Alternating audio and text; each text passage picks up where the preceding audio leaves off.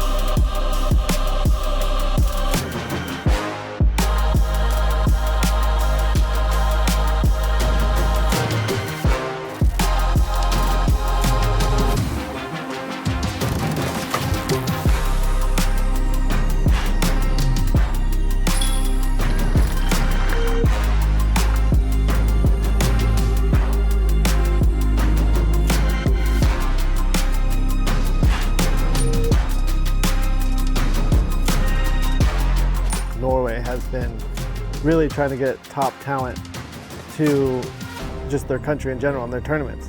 When I was going through my schedule and seeing the Euro Tour, I saw Oslo, Norway, which I knew is the biggest city in Norway. Looking ahead to just being in a new country that I'd never seen before. I've been close, I've been to Sweden, I've been to Finland, but never Norway. But I've heard all these stories and great things about it. So to finally be able to make it here, this is just a small sample size of what the country has to offer.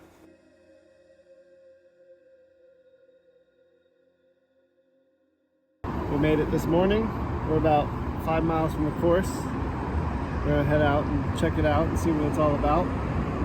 But so far it's very pretty here. I'm looking forward to exploring more, seeing the course and seeing our Airbnb and just seeing what Norway has to offer. So first glance, it's looking good.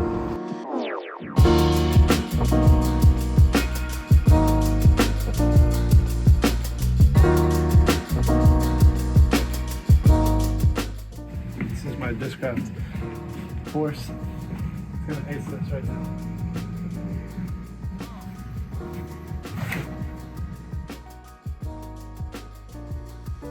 We're in Krokhol. We're at the disc golf course. This is their little shed thing, whatever you want to call it, for their first hole. I mean, look at this driving deck. They got the good turf, it's long. We've been playing on some short turf, which has been really slick. They got the longer turf here. It's an old golf course. It used to be the back nine for this golf course, and now it's strictly disc golf. So I might become Norwegian.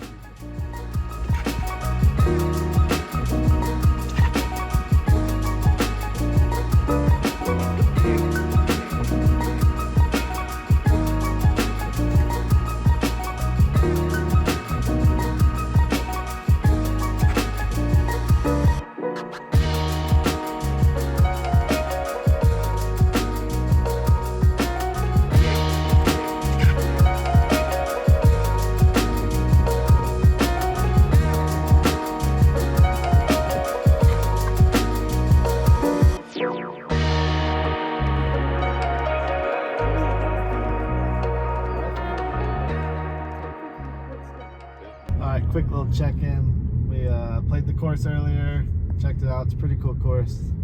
Lots of rolling hills. It's an old golf course. So I think it's the back nine of the golf course that they've turned into a disc golf course only. Throughout this episode of the McBeth Effect, we will take you on the journey to the Krokhol Open, located in Oslo, Norway. We are at the #1 ranked disc golf course in the world. Let's meet some of the crew that makes this tournament possible. Paul is playing all the Euro Tour events, and I was like, no way. And then when he signed up, it's like, holy shit. But then I thought, but it's not gonna come. Something's gonna go in the way, and maybe it's not coming after all. The second we understood that he's really coming, then we knew this will be big. My initial thought was that was not true. And if it was true, he would probably cancel it. I remember thinking that Could this be true? Is it possible that it's actually coming? Can something happen that is not coming?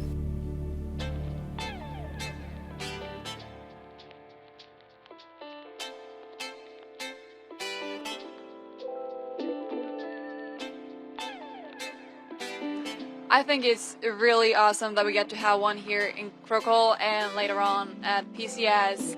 I think this is a beautiful course and they've done a really good job to get the course ready. Again, in this tournament, as there was in Kristofer, there's a lot of very talented FPO players, a lot of talented women.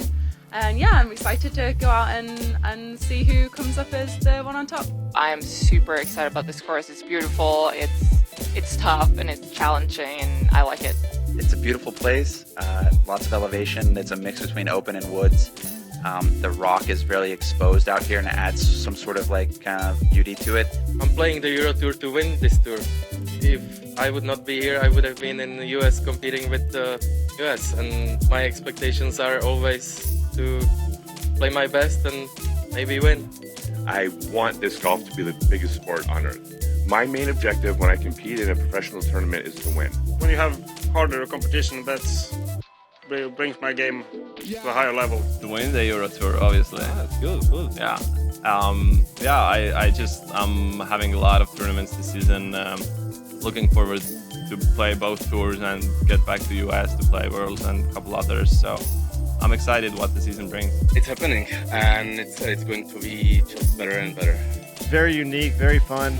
I think it's going to be an interesting challenge compared to everything else I've played so far. If you look at Finland, Sweden, and now Norway, they're just creating talent left and right. Just want to reach those high points more often and more consistently. Yeah, I think this is just building towards the European Open, the major out here in Europe.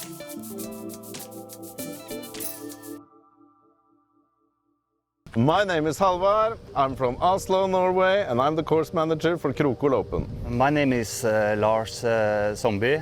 I am the owner of the pro shop here at Krokhol, and I'm also one of the course designers. My name is Leiv Aspen, and I'm from Trondheim in the middle of Norway. And my role here is tournament director for Krokhol Open 2023. Coming into disc golf, of course I love playing with my friends and tournaments and all that stuff, but to get to be a part of disc golf right now, and it's just going from like this cute hobby thing, like this weirdo sport, to like there's money in it now. There's companies, there's a lot of big sponsors entering the sport. Exciting to get to be a part of that ride and not just entering like a established sport like soccer or football. So my name is Ola. I'm from Oslo and I'm the assistant TD of Krokhol Open. So when I started playing tournaments, I met Lars, who is the course designer at this course, together with me. And we started to play some tournaments, and I met Lasse and Halvard as well, and we became pretty close friends outside of disc golf too. And then we are from two different clubs, the four of us. So by coincidence, this course was founded by those two clubs. Pretty soon started to work to prepare this course right after we got the permission to do it. We grew tighter together during that process, and now we're good friends, all four of us. Me as an organizer, Krokhol as a course, just like, okay, we need to upgrade to have this event, but also to see the spark in everybody's eyes going on the course. And there's Paul McBeth, and there's Sylvie Lett, and there's Bradley Williams, and there's all these great names you've only been seeing on Disc Golf Network, and now you're having them in your own backyard. That's something you can't undermine, like the value of for the years to come, like to have this boost in the sport locally. We were really happy, but a bit frightened as well when he signed up. So without knowing it, done a lot for this course, because we've prepared it especially good now. To get the best player in the world, reigning world champion, and of course a nice guy, I got the chance to meet him. I think it will be crazy here with the people and atmosphere, and I'm really looking forward to see, of course, him play. and how he will shoot Krokhol, and of course how he likes it. And yeah, I'm anxious to see the scores. So it's really exciting for us to have Mr. McBeth here, and I hope he does well. Now on the way to go pick up Silver Lot from the airport. He landed about 20 minutes ago. Dropped him off at the course, let him get around him while the weather's great, because the weather for the week doesn't look too promising. So yeah, so that's where we're at, and check back in a little bit.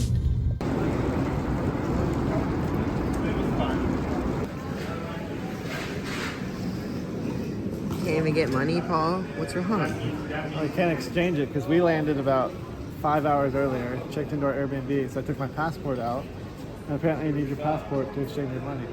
You just have to wait on the line and they just give you cash. Yeah. During the class. They were supposed to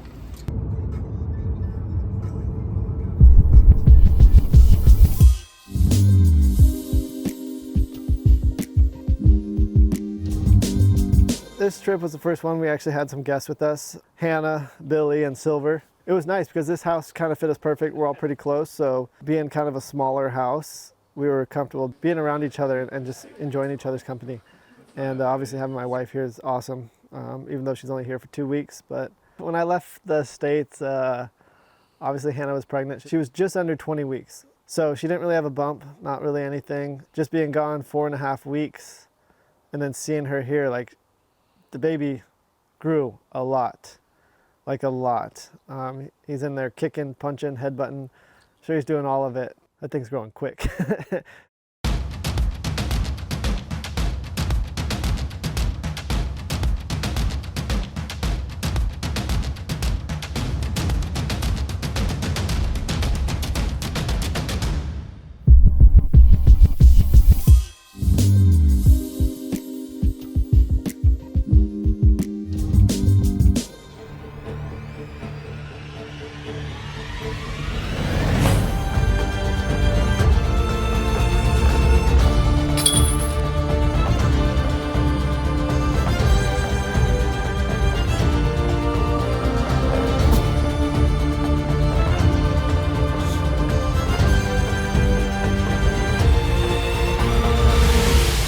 Let the best man win.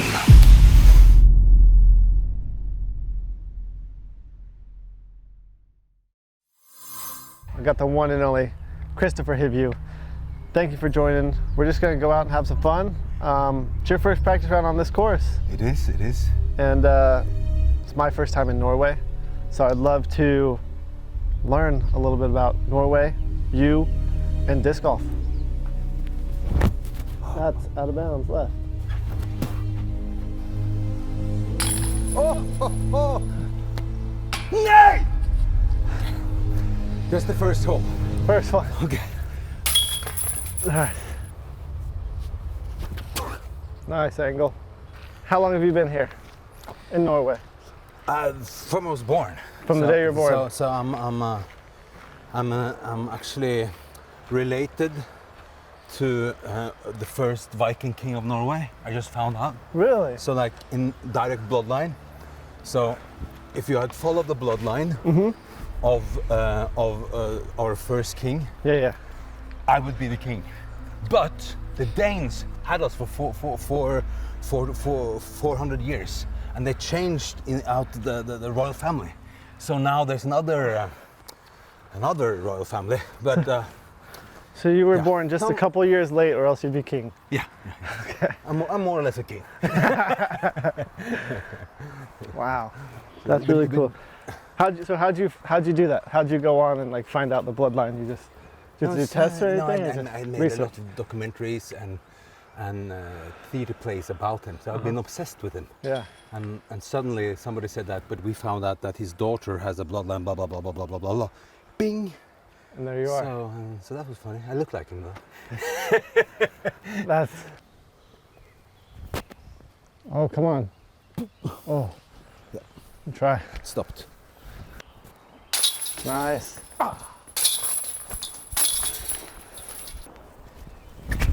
Oh, I pulled it.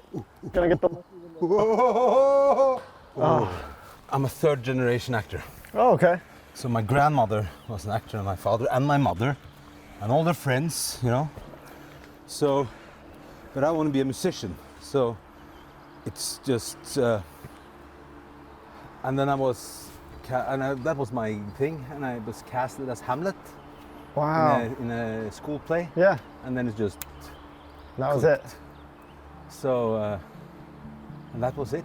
And it's like, as you know, when you're hooked. Yes. And you just want to get better and better. Mm-hmm. It's the best. I would say the best drug. I don't do drugs, but you know. Yes. It is the best feeling. Yeah, the people that don't do drugs, it's that same feeling of yeah, just love for something. All right. So how are you gonna play this? So I throw a distance driver and I try to throw a controlled shot with it and try to put it out over the OB over there and let the disc itself come back to the left with its stability. Unstable, and then let it come in. Kind of a little bit overstable because I want to force it over the out of bounds. Over, so that forces and back. Then it comes. Yes, exactly. Okay, because if it's unstable and it can just continue, yes, it won't come back. Exactly. Exactly. Right.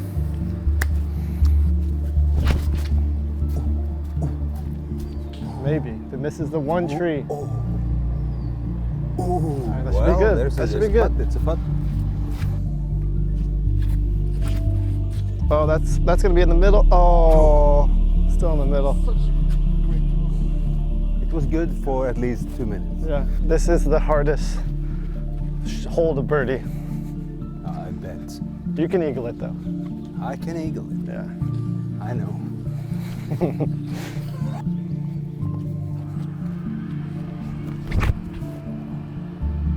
Flip, flip, flip, flip, flip, flip, flip, flip, flip, flip.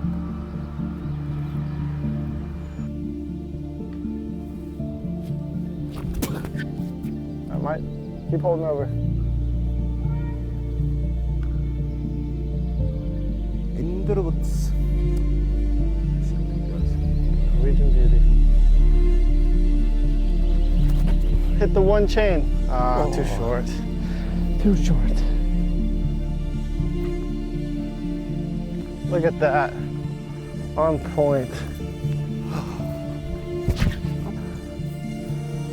Little too much turn. Long putt. Oh!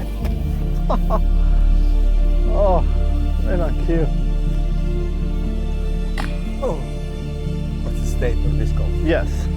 Good question. I think we are on the brink of something great. I think the level is high, but in Europe, but when they come to the US, the competition is even harder.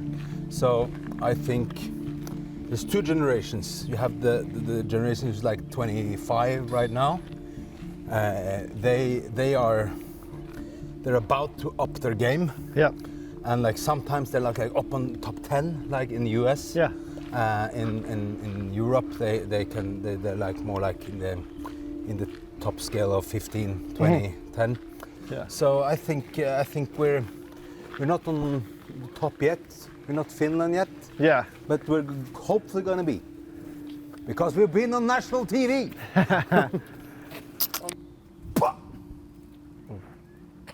No lack of power. No lack of power.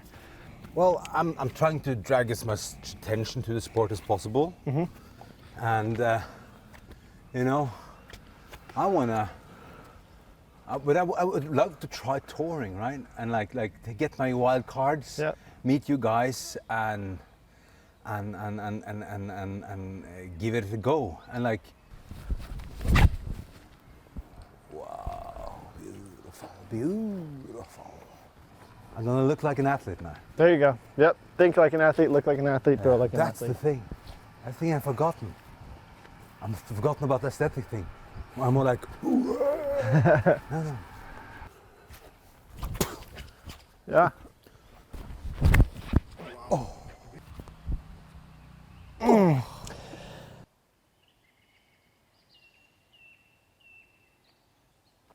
Oh. Too high.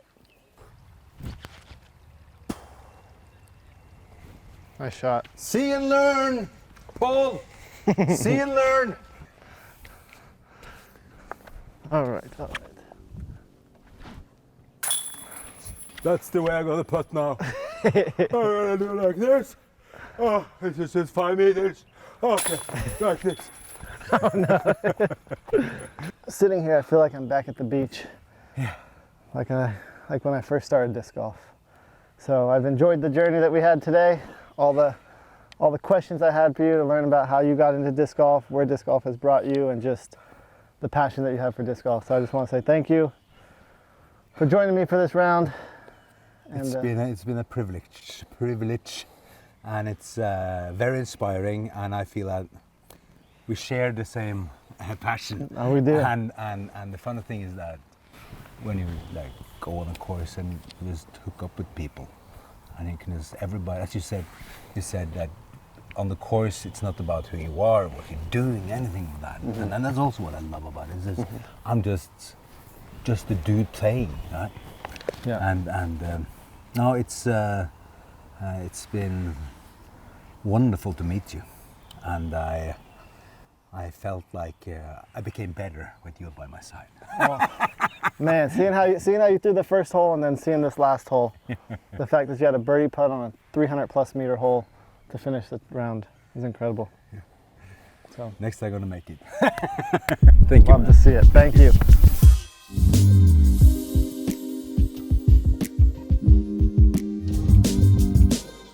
Bug spray, go change clothes, and then go on some adventures.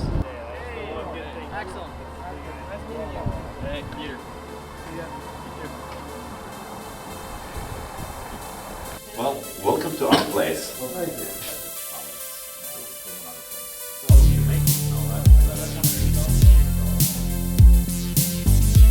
New people, new like.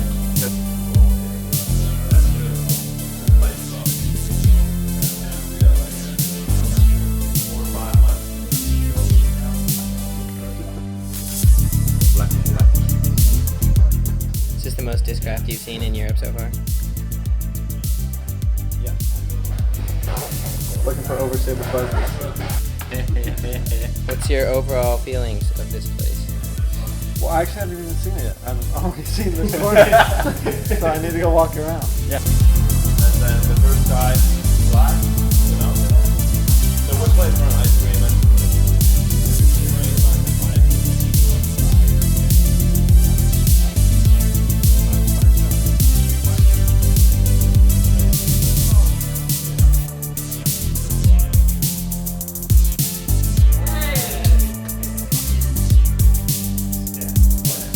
Can I take a picture with you?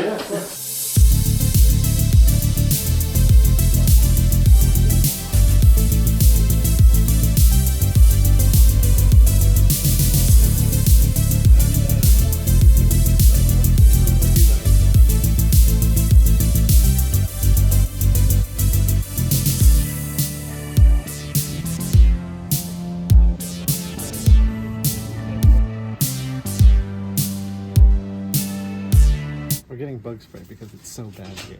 To keep us from being covered in bites again. Well, no, you have to special order it from a pharmacy. We're in a pharmacy. That's how strong this stuff is. Keeps away horses and unicorns. Oh no, she already put on the shelf. This is the little bottle. Yeah. Wow. So we just finished lunch, dinner-ish thing. Got the typical European meal of pizza.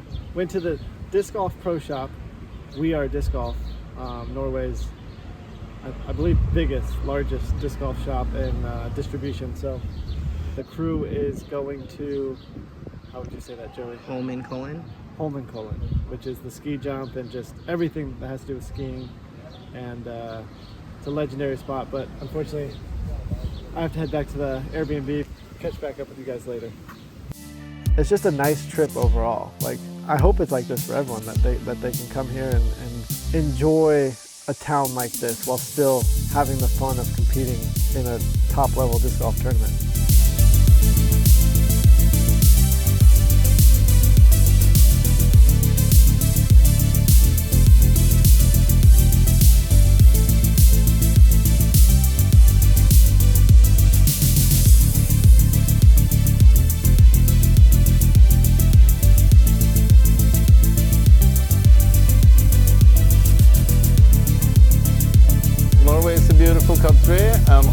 is a very nice city with large untouched areas, and it's a small city.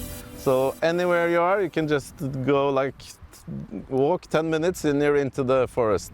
And then you come here and you're on a golf course. And it's not the same because there's OB rope everywhere, woods, quick elevation change. You know, you're dropping down cliffs like 50 feet at a time. It's just, I love when courses are like this with the OB because they make that extra element of control to where you can't just throw it and let it just keep turning and turning and turning and then scramble and take your par. If you're turning it right off the tee box, you're way back there and you're fighting for a bogey compared to just saving your par.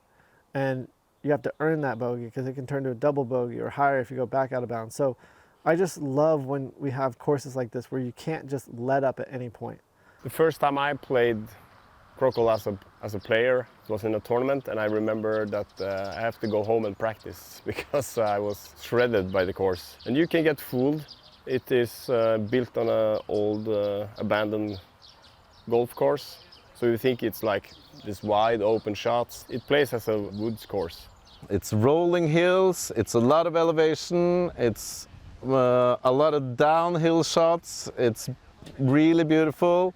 It's got shots over bodies of water, it's got gap hits, it's got, yeah, it's got it all.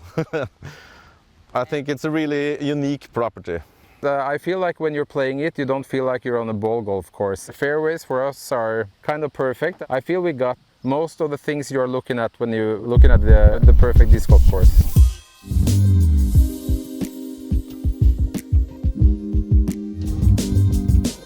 The story of Krokhol is we were 4 guys who were friends and we were playing a lot, and we are from 2 different clubs in Oslo.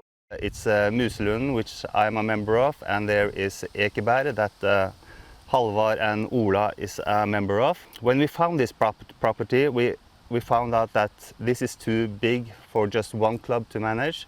So we asked Ekeberg, do you want to join us? I remember getting a call from Ola when he found the place, and we found this great place, and we think it can be a really cool place to have big tournaments in the future. We wanted to find a place that's a more pro-level course outside of the city, because we have to. We got another property from the government that said you can use this property, and I think we maybe tried to make a course there for 6 months or something, maybe even a year, and we couldn't make it the pro level that we wanted. Suddenly, one guy was checking Google Maps, shout out to Ole Jorheim, and then he saw this abandoned part of the golf course, and he thought, holy shit, this looks good. This place had an 18-hole golf course before, but they went bankrupt, I think, so they changed it to a 9-hole course. It looked kind of rough on this golf course, and the other place we looked at is just maybe 3 kilometers from here. So we took a look here, and it was like a dream come true. When we first saw it, we were thinking that we can never get this area. And we got over the ridge, and when we saw the scenery and we saw the area, we were really stoked. So we talked to the owner of the property, started the project, and yeah, we have been working together really good. And yeah, the result is Krokhol Disc Golf Course. Yeah, we were looking at how to finance first of all, the 18 baskets. And there was some idea from a guy called Morten in one of the clubs who wanted to do like a crowdfunding thing where you could buy a basket and get your name on the T sign. And then we did the drone video. So we just flew some of the holes and had a portable basket, and we said, give us money to build this course.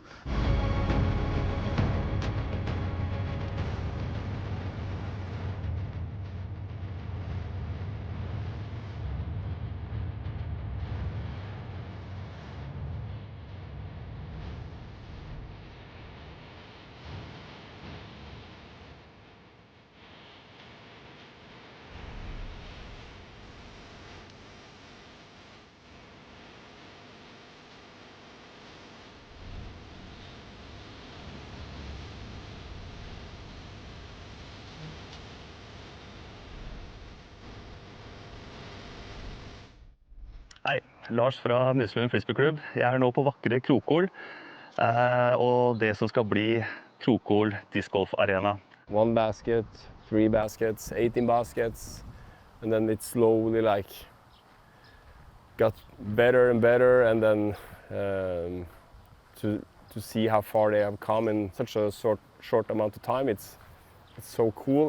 But I know they work every day on the course, like every single day. And in a week we had 18 baskets. Without the community, there wouldn't be any course at Krokhol. We soon discovered that we couldn't have 50 ideas from 50 different people about which way a hole should be played or how the layout would be. Lars, he had the final say on everything. So when we built the course, we did it on purpose that we are building the tournament layout, and when people play it, they are playing the tournament course. It's extra special to see a top-level pro as Paul McBeth play the course, and you know the hole, you know how you throw it, and you know the line you choose. So I think people in Norway will really enjoy to watch the pros play here. The idea is to blend in with the nature, and since this property is so beautiful, we are trying to seek perfection. We want the experience of playing the course to be unique. We don't want treated wood to be visible on the course because we want it to look natural. So that's why we do the half-cut pieces to and that was Lasse's idea actually. He's the handyman, he's very good with the hands, it's handy. I don't know if I'll ever fully know if I'm doing the right thing because I feel like I can always do more. But one thing that I learned earlier this year was just, if you can just help someone and then go out and reach just one more person, that's something that stuck with me, was just one more. Just see if you can touch one more life. Like, don't be like, I want to change the world, I want to change this. Just change one life. And that goes such a long way, because if we can all just help one person, I think we'd be set.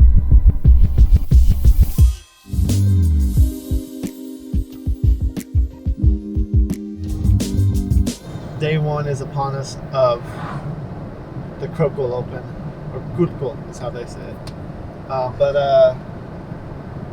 Yeah, 4:05 p.m. tee time, late tee time, feature card, Silverlot, Jakob Semerad, and Ovin, I don't know his last name, but he's the Norwegian champion. So it'll be a fun card, very talented card, and yeah, looking forward to it. We got Hannah and Billy in the back, they'll be out spectating, and it's actually Hannah's first time being at a tournament since she developed a baby bump.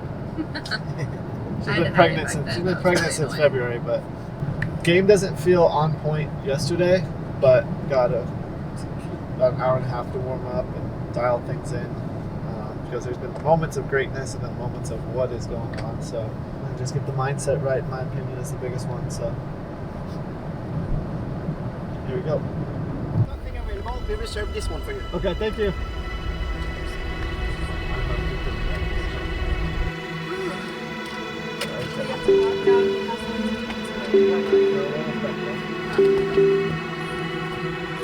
I need to trust my instincts more and not just, all right, hole 1, I'm throwing this force all 3 rounds. Hole 2, I'm throwing this Zeus all 3 rounds. Hole 3, I'm throwing this Buzz all 3 rounds. I need to be able to know my bag and adjust accordingly, depending wind, feel, weather, whatever it is. So I need to be able to do that in those moments, in those situations.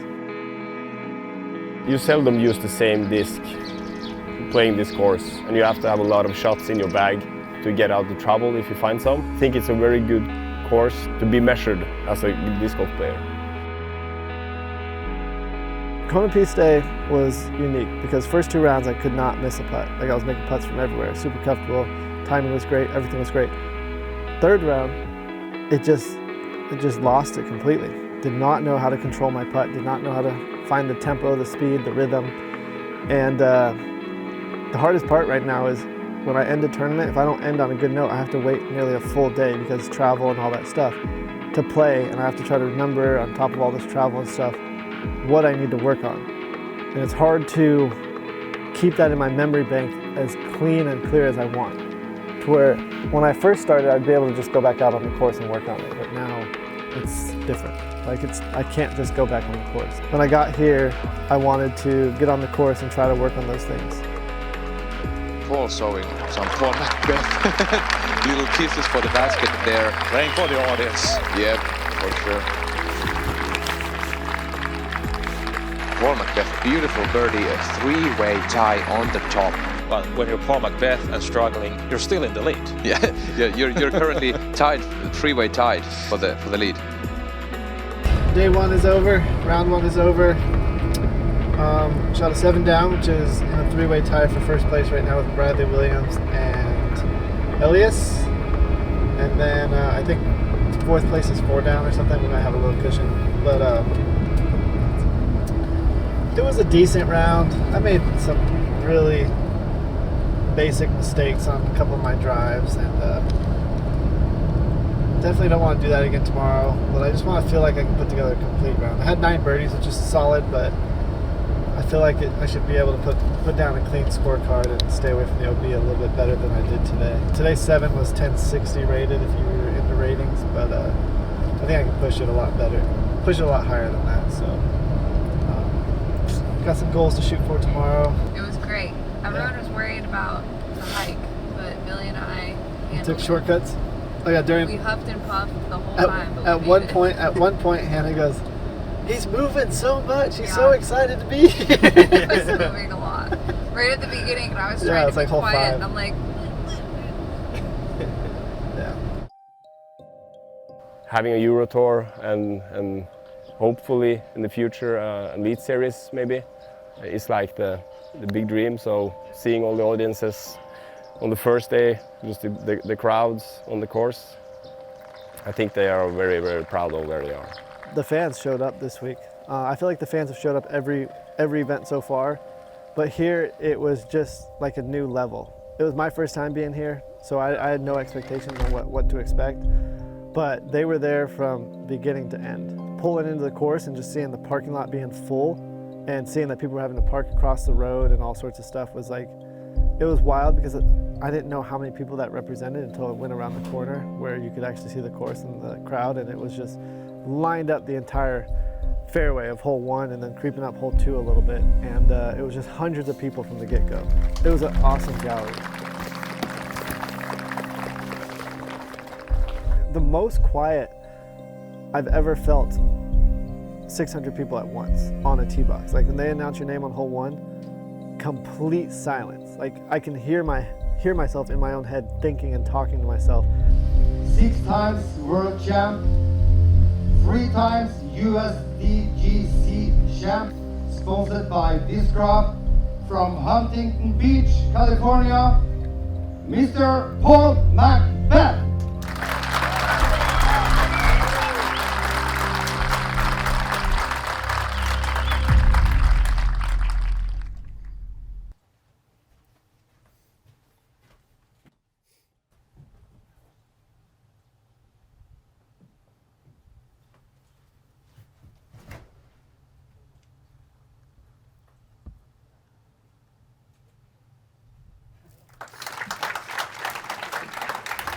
It just shows the level of respect that they have for the game and the sport. It was a pleasure to be a part of that and kind of witness it firsthand. From everything I hear, disc golf is only growing here in Norway.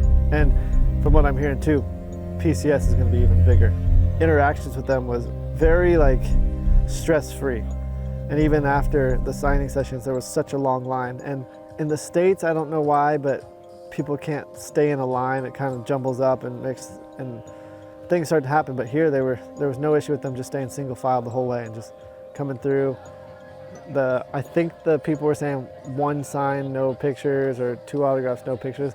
They're speaking Norwegian, I couldn't understand, but so I don't know if it's like a following rules kind of thing here, but it was enjoyable to do. Very, very polite, very respectable, and like I said on the course, it's fun to play in front of a crowd like that because they're loud too. Let's see, Øyvind Janes. Forehand, number 2. Whoa, what? Øyvind Janes for the eagle. The long club. What did you say about lessons? We're getting some lessons here. What's happening? Come on! What are we seeing here? Get the disc, man. Let's go. Let's run it. That's amazing from Øyvind Janes for the eagle. The crowd favorite gives the crowd what they're here to look for. So the standard Norwegian disc golfer, I think, just loves the concept of like an individual sport, but you do it together. We are kind of introvert, but we love people. But it's kind of hard for us to admit. so like doing something just for yourself, but with others, I think that's the concept appeal to the Norwegian disc golfer. The community and the voluntary work in Norway, it's really common that people work for free, you know. They take their free time and work at the course, and we call it dugnad. We couldn't have made it without the community around Oslo area. I'm a preschool teacher, so I work in a kindergarten, and all of the work here is voluntary. But I'm here every day almost from after work till dark. Krokhol is situated just at the forest edge. The only people you meet are disc golfers, and I think it's really special because in the Oslo area, or Norway in general, they are really strict about building things in the forestry areas. So if we would have asked now, we would have gotten a no from the government. You can't build in the forestry because it's, yeah, they want to take care of it.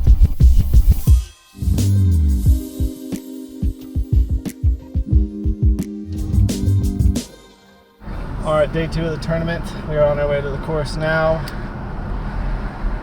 4:05 p.m. tee time. Card's a little different today. Got Oyvind, Bradley Williams, and Elias. 3 of us shot 7 downs, and then 1 was a 4 down. So a little bit of a separation between the top 3 right now. And weather is beautiful again today.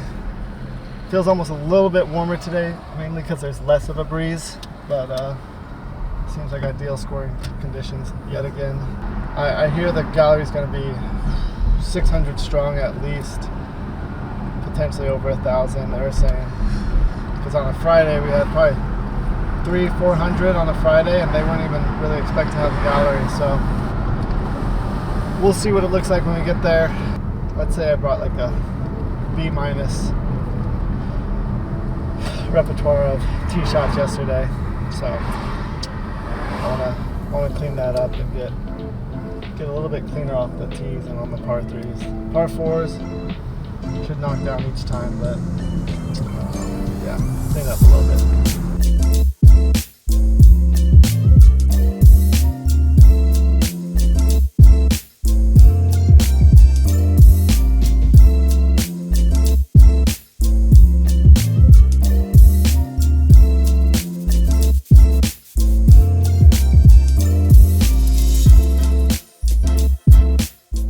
You have to just pinch yourself, like this is really happening here, and this is it. This is the next chapter right now. Just to be like a small part of that, it's humbling. That's why I do it, to be a part of the progression of the sport, both nationally and hopefully someday internationally.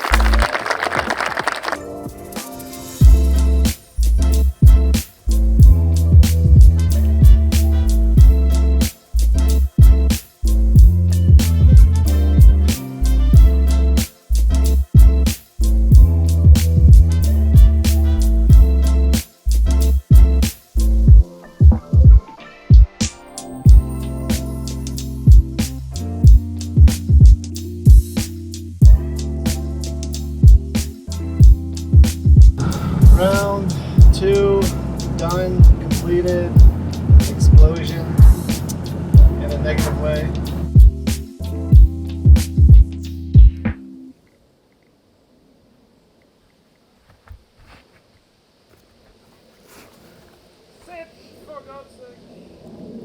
Went about as poorly as a round could for me out there. Didn't put the disc close enough to secure the birdies. Was just far enough to miss every putt I had until the 18th hole. So complete disaster in that aspect. No fun, but it must have been something in the air because nobody shot well. So now I'm only one off the lead behind Elias, kid from Finland. So and then one ahead of Brad and 2 ahead of 4th place, who's another Finnish player. I didn't see his name. But tournament is still for the taking. Whoever wants to shoot the hot round tomorrow on the lead card will win it. So I want that to be me. It's frustrating because, like, for today, every putt felt like it was going in, but it either hit the cage, hit the band. Like, they were all just in the center, just high or low, high or low, high or low. And it's like, I'm not going to change anything because I'm all over the basket. I just need it to go in. And it's just very frustrating. Because it's like, I'd rather be way off because it's easy to change things and see an adjustment. But when you're like this far off on everything, you're like, well, don't change anything. And you just putted maybe a little too soft, you putted maybe a little too hard. Like, everything mechanically is working because you're hitting on the pole line. It's just higher, low, higher, low. So, like, it's almost harder to correct that than when you're way off. And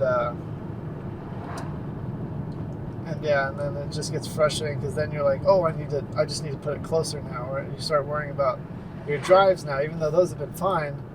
Now you're worried about your drives because you're not making your putts, even though there's nothing wrong there. So you can just snowball and just keep going and building and building and building. So it's hard to hold in the frustration and not show emotion, but at the same time it's golf, so you need to. I go run as fast as I can. I don't care if whatever. Like, it's harder to do that. You have to stay calm and stay focused when you're throwing the shots because it's such a concentration versus a reaction. Reactions, you just go.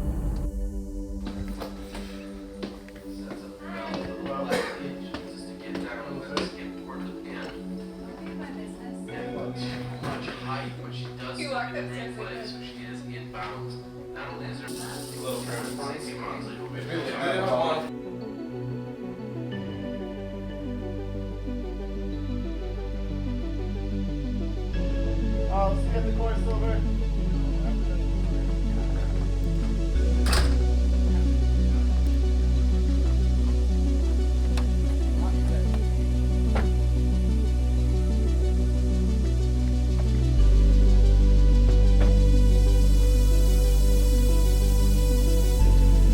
We wanted to make all the tournaments really good and focus on the quality rather than the quantity. To have the Euro Tour here at Krokhol is really one of the dreams come true. The course is built for the large tournament and the large occasions, so of course I feel proud to see all the people, and the feedback we are getting has been good so far. My dream for the Krokhol journey is to top it all off with an Elite Series and have all the whole circus with all the best American players come here. I hope this is the stepping stone to Elite Series.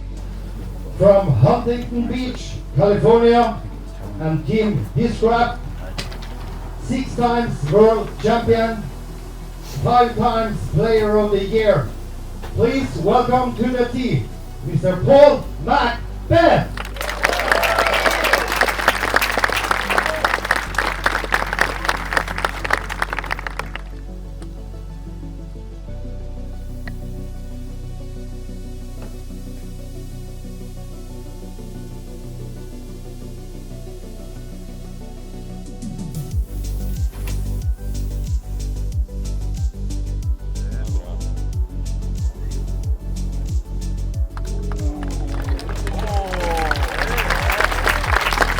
So having Paul McBeth traveling through Europe for 8 weeks, I think will have a substantial amount of impact on the European disc golf scene.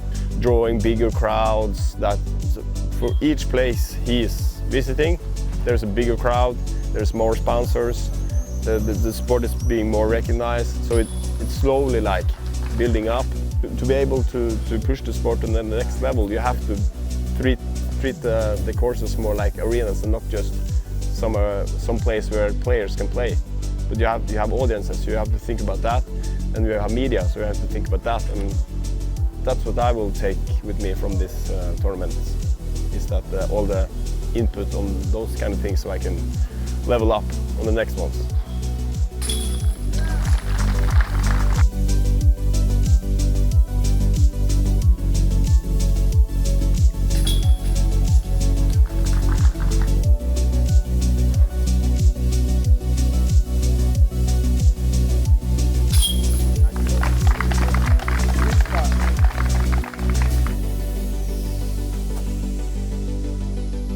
He has so many fans over here. It's impossible to say how many people would be here if it wasn't for Paul, but there will be a lot fewer. I feel, and the disc golfers are crazy for him.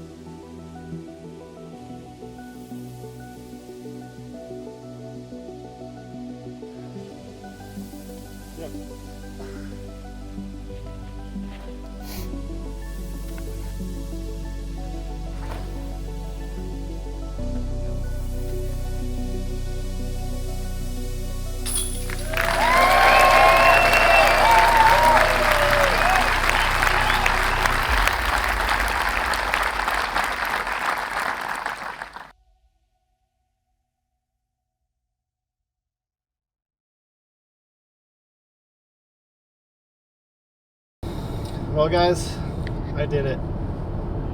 Another second place. Thank you. Definitely had a big choke moment out there, but was able to finish with 3 birdies and put a little bit of pressure on Brad, but still found a way to double bogey and bogey the 2 easiest holes on the course. Probably statistically they're in the top 5 easiest holes on the course, so got that going for me. But as frustrating as it is each week, it's like I gotta look at the bigger picture and just see, like, I have so much support, so many fans out here, and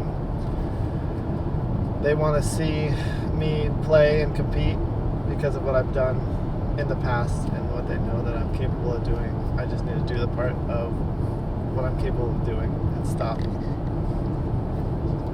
the rest. Going to pack up later and get ready to go to Sweden tomorrow in the morning. But yeah, that's a tough one because obviously Brad played well, but I made way too many mistakes in there to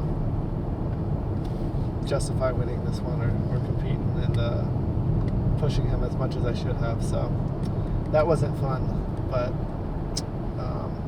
him and I still, I feel like, separate ourselves from the field a little bit. But yeah, on to the next one. I can't make those mistakes if I want to win. Can't make those. Even though I have these moments where I birdied the last 3 and put pressure on, I still need to convert those and still birdie those 3 at the end. and I need to do that from round one, not just the final round. So I just need to figure out how to focus and dial it in and be a little bit better the entire tournament. And that could be something that could be practice, that could be something that's done off the course, but it needs to be done somewhere else because it's not transferring over onto the course. I don't think any other player could attract that much attention as Paul McBeth could. So, and of course, I think it will help the places that he visits to get more traffic and to get more attention to the course, and just to help grow the sport of disc golf in Europe. The impact of Paul coming to our course is huge. It's huge for European disc golf, it's huge for Norwegian disc golf, and it's really huge for our tournament. Well, that's a wrap for Norway. Now we're off to Sweden.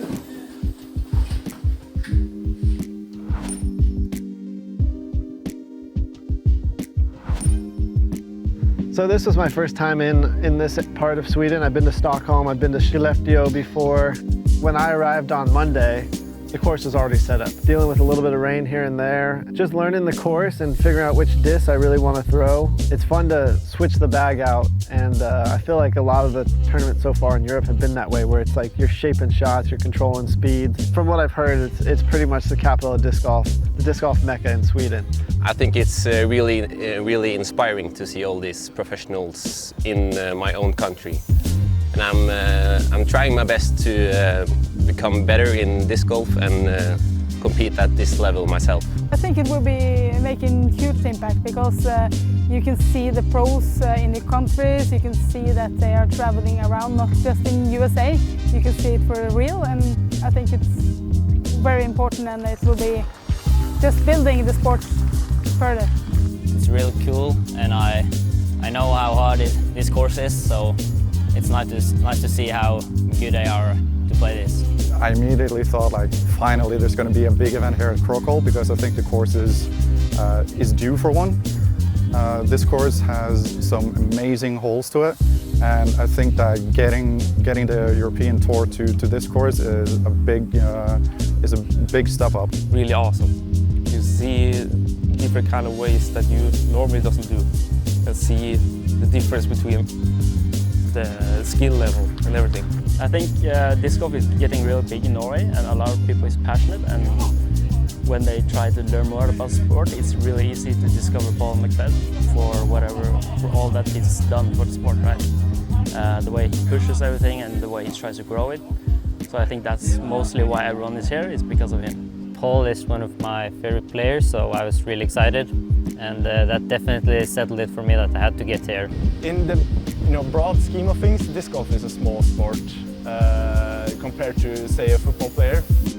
Paul might not be the biggest celebrity out there, but to us that is so invested in the sport, that play the sport every day or as much as possible, it's really just like it's something you can't really miss, especially when it's disc golf.